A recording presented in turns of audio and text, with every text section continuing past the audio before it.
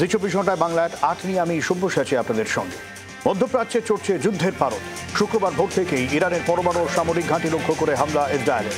ক্ষতিগ্রস্ত air defence system, মৃত ইরানের সেনাপ্রধান হোসেন সালামি। ইতিমধ্যে ইরানে জারি জরুরি অবস্থায় ইসরায়েলকে ভয়াবহ শাস্তি দেওয়ার হুঙ্কার আয়াতুল্লাহ খোমেনি।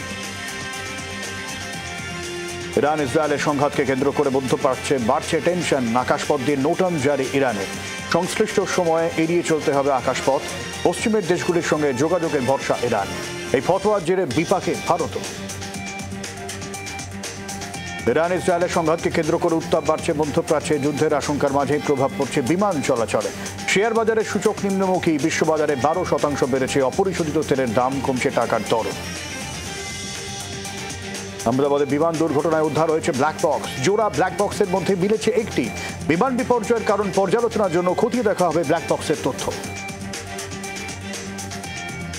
সামান্য গাড়ি রাখাকে কেন্দ্র করে বচসা, আর সেই বচসাকে কেন্দ্র করে খুন। দিনে দুপুরে কলকাতায় ব্যবসায়ীকে কুপিয়ে খুন। কালীঘাট থানা এলাকায় সোনার ব্যবসায়ীকে খুন যুবকের। অভিযুক্ত অশেষ সরকার ওরফে পিকলু।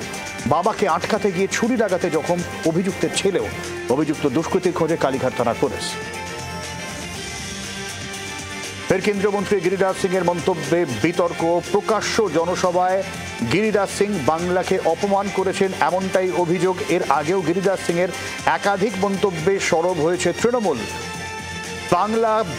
বিহারকে বাংলা হতে দেব না, এমনটাই গিরিরাজ সিং এর মন্তব্য। আর বাংলাকে আমরা বিজেপি হতে দেব না, পাল্টা মন্তব্য জয়প্রকাশ মজুমদারের। শিলংয়ের রাজাকে মেরেছিল কে? মুখোমুখি জেরায় সোনাম রাজের তুতু ম্যামে। শিলংয়ে সোনাম রঘুবংশী এবং তার কথিত প্রেমিক রাজ কুশওয়াকে মুখোমুখি বসিয়ে জেরা করে পুলিশ। রাজা রঘুবংশী হত্যাকাণ্ডের মামলায় তাদের জিজ্ঞাসাবাদের সময় পুলিশের সামনে একে অপরকে দোষারোপ শুরু করে তারা। পুলিশ সূত্রে খবর, জিজ্ঞাসাবাদের সময় সোনাম এবং রাজ, যারা রাজা রঘুবংশীকে হত্যার ষড়যন্ত্রে অভিযুক্ত, তারা তাদের নিজের ভূমিকা অস্বীকার করেছেন, একে অপরকে দায়ী করেছেন।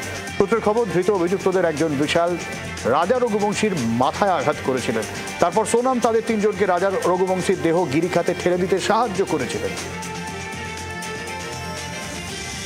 দেশ জুড়ে কিছুটা কমলো করোনার আক্রান্তের সংখ্যা। 7,154 থেকে আক্রান্তের সংখ্যা কমে হলো 7,133। বিগত 24 ঘন্টা আক্রান্তের সংখ্যা কমলো 23 জন। বাংলার আওয়াজ, বাঙালির আবেগ, জি 24 ঘন্টা।